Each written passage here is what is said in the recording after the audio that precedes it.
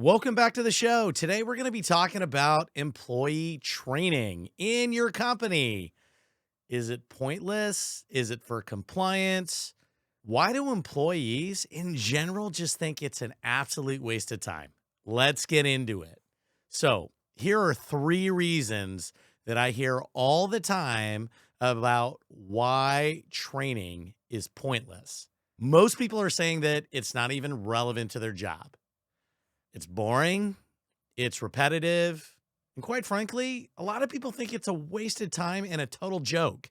And I can tell you that I don't really necessarily disagree when you really look at what's being put out there for training and having these employees and your team, go through these trainings because, maybe some of them are compliant, right? So they're mandatory, state or federal law. So, they might have to do it on a yearly basis, maybe every other year. So I get it, right? You have to be able to do that. That's something that you have to do as an employer. But there's a lot of other trainings that I think just get thrown at employees and are said, hey, just take this training because you almost feel like you have to offer it because you're checking a box that you're giving that appearance that you're providing something of value.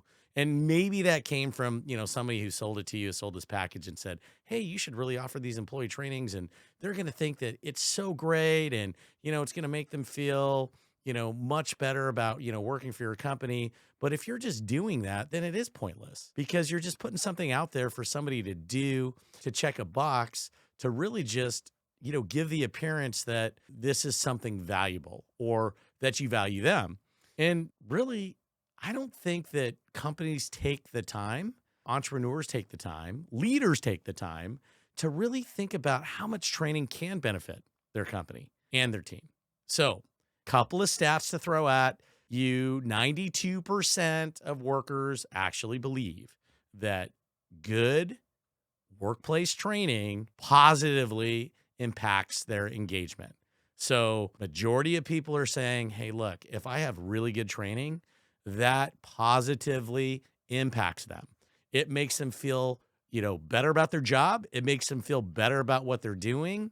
Also, it gives them a sense of connection to the workplace. Because when you're saying as a company or as an employer or a manager that you're going to offer something of value, right, to help one of your employees or your team members or whoever's supposed to be training for the specific job, that, you're going to invest some time and money into, giving them an opportunity to learn something and grow, ultimately it's going to boost their morale. So they're going to feel valued and appreciated because you're taking the time to basically offer something, right, that is going to essentially, right, the word essentially benefit them, but it's also going to benefit their job, which is ultimately going to benefit your company. So ultimately, it is going to boost morale. It's going to make people feel more included, in the whole entire process of this is a company that I came to work for. This is a company that's investing in me. They're giving me the ability to, go through this training to get better at what I do, become more valuable, not only to myself, but more valuable to the company, ultimately, which is going to be more valuable, for your business and generate more revenue. So it really makes sense. So why the boring training? Why the check the box training? Why do it if you're really not going to think through that process and put something out there that's worth putting out there? And I think if you really want to evaluate what this really looks like, I think here's a couple of tips. I think you have to make these trainings engaging.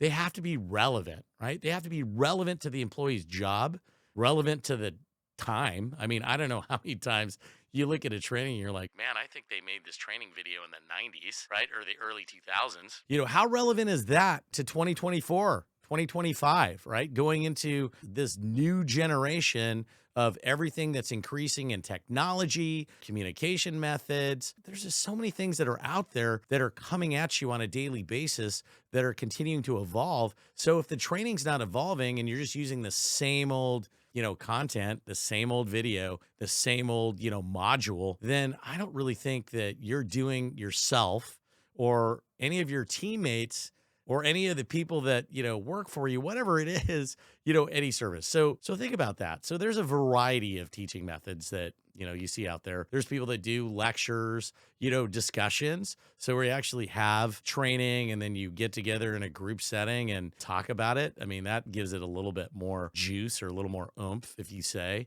because people can, if they're not shy about sharing their opinions about things, that's only going to further develop them. And more importantly, if they're working together as a team, they're learning how to communicate with each other, that training is going to go a lot longer or a lot further. And, quite frankly, it's always good to have some kind of hands-on activity where it's just not somebody that's sitting in front of their computer or looking at their phone, watching some video. So the other thing is, why not make the training fun and engaging, right? So let's take it a step further. Why does it have to be boring? Why does it have to be tedious? Why do people, have to look at this as something that is such a pain in the butt that they don't even care? And they're just, going through the motions, of watching the videos, daydreaming about something else. But why not make it interesting? Why not have a humor component, right? People like funny. I think a lot of people like funny. That's, pretty obvious, or entertaining. Storytelling is, always a really good way. That's something that people can relate to, right? They want to be able to understand how this training actually pertains, to their job or this particular instance. Storytelling is, absolutely phenomenal for that, right? We're all entertained in that mannerisms. So why don't we just kind of go with the norm and invest in that? And something I came across was there was an oil field company that invested heavily in doing something that was a little bit outside of the norm of the traditional training. And they did go with the storytelling. They did go with the humor. They actually hired somebody to come in and make these really fun videos that were entertaining, that have a sense of humor. But they were talking about very serious things, wanting their employees, the people that were doing these jobs, to be extremely safe. And yes, it was mandatory training, right? For not only safety purposes, but compliance. And what they did is they thought a little bit outside of the box and decided to take it in-house and hire a videographer and, somebody who wrote a great script and did these funny videos. And it was amazing the amount of engagement that they got in response to these training videos. But more importantly, their safety record went up, right? Because people were actually paying attention. They weren't thinking about something else or daydreaming about, what they were going to be doing after work because they got to sit through this boring training. So here's an example of somebody thinking a little bit outside of the box, taking it in-house and, being able to create something that was more relevant, that was going to be something that was going to be successful, for what they wanted to accomplish. And ultimately, the result spoke for itself.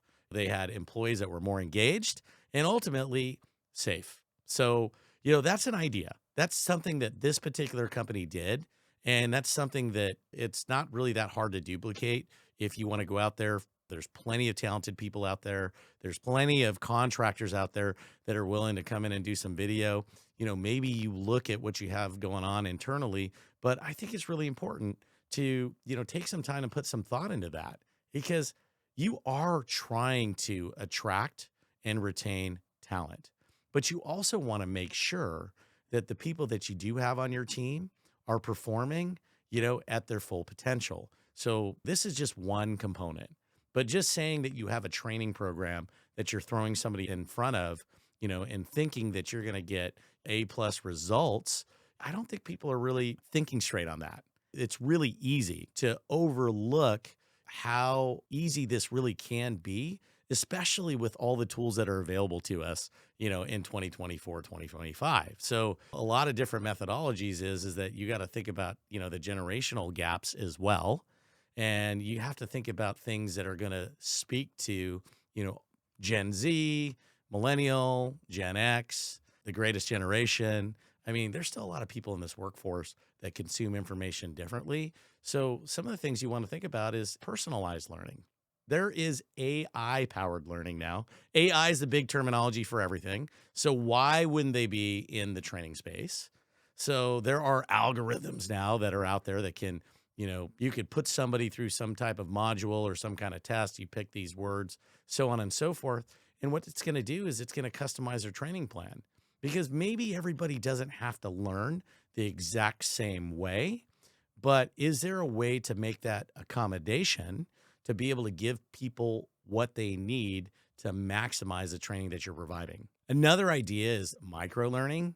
So instead of having like an hour-long training, 8-hour-long training session, maybe you break it up. Make you break it up into short, very focused learning modules. It's going to be delivered just in time, meaning that, people can do it on their own leisure. It's not, specific at 1 o'clock and then it ends at 1:30, but it gives you the ability to, make it more on demand. So if people have, training time, then they can actually just go off of their schedule and give themselves the ability to consume information. And, given that, attention spans are a lot shorter these days, I mean, that's what everybody keeps telling me.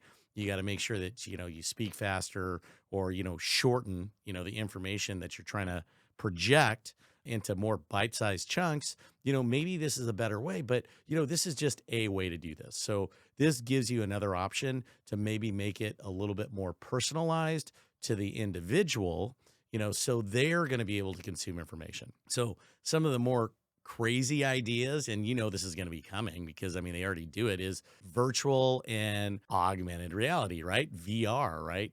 Get the training goggles. I mean, you already see that on television, and I talk to a lot of folks that are doing some kind of specific training. I think they even use it in the military. I'm sure they use it, in law enforcement. I'm sure they use it in different type of applications where VR training is probably going to be more relevant. And I don't think it's really that far out of reach, depending on what you're actually training for.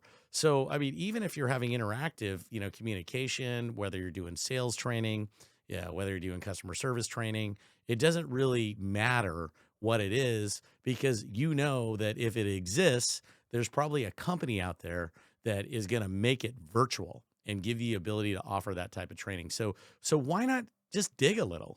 Maybe not think that that's something that's so far out of reach, thinking that it might be expensive. I really doubt that it's probably any more or any less. I mean, I can't say that for sure, depending on the type of training. But, the other idea too, to take it a step further, is the idea of gamification. I mean, so many people are being inundated with video games. They grow up with it. They play video games. They do quite a few things, whether it's like before work, after work, whatever it is. There's a lot of people that do that. So they consume information that way. And I think that even organizations like the military have realized this and they've catered to that need where they're equipping some of the things that they're training people on to more on a, video game console, video game style, right? Because they know that a lot of people spend a lot of time on that. So why not take that a step further and turn it into the ability to, train somebody in something with a gaming mode? So they're making a video game training out of it. I mean, it's really that simple. But the idea is that you're trying to appeal to the person that's going to be consuming this information. And you just want to make sure that if you're going to spend the money, if you're going to put the training out there, then make sure that you have the right tools to, make it fun. If it's not fun, people aren't going to enjoy themselves. You're going to lose interest and you're really going to be missing the point. And really, if you're going to be implementing some kind of training, it's not just like, oh, you just started work here, so you train a little bit. It has to be continuous. It has to be, hey, you get your starter training, you learn your job, you learn the ins and outs. But as you're continuing through the career path, right? And if you're looking at this whole job cycle per se, then there's going to be different things that people are going to want to learn. So, at that point, I mean, it's just like, it's no different than grade levels. You learn how to read at this level, you learn math at this level, you learn this. That's an oversimplification, but there's a structure to it. But there's a reason why people do that. But people don't stop learning in general. So why would you only provide training that's really only going to address this much when you should really be thinking about, how can I engage with my team? How can the team engage with their managers, engage with each other? This is a great opportunity to continue to make them more valuable, not only to themselves, but to your company. And ultimately, you're going to get a much better result because people are going to feel valued but you are training them up. You're giving them the ability to grow and realize their full potential. And that's something that I would definitely say is worth doing. And if you're not doing it, then you should do it. So just take a moment and find the balance. I'm not saying that this is something that you have to do like all the time. Obviously, there's work to do, there's not enough time in the day. I hear that all the time, but this is something very important. And I would actually say that most people that are looking to work for an organization are going to value an organization that values them. And in their mind, yes, all the other things, compensation, benefits, but having training that is relevant to help them become more valuable to the company, more valuable to themselves, is something that is going to be perceived as what people want. They're going to stay with your company because you're investing in them. And essentially, you're investing in yourself. So it's really a win-win situation. Just to conclude here, I think if you're going to offer training, then don't make it a pointless training. Don't make it a training that just checks the box. You want to help your team grow and improve performance. You want them to engage, and think about the impact to your employee morale if you show them that you're willing to invest in their growth, their development, and ultimately help them achieve their goals and become the people they want to be inside of your organization, and give them a pathway to success. If you found this episode helpful, share it to somebody who needs to hear it. You can subscribe. You can find us on YouTube at Hey Charles Biz. We're Hey Charles on Apple Podcast and Spotify. Hey Charles 77 on Instagram, and Charles Ernst on LinkedIn. Thank you for listening. See you next time.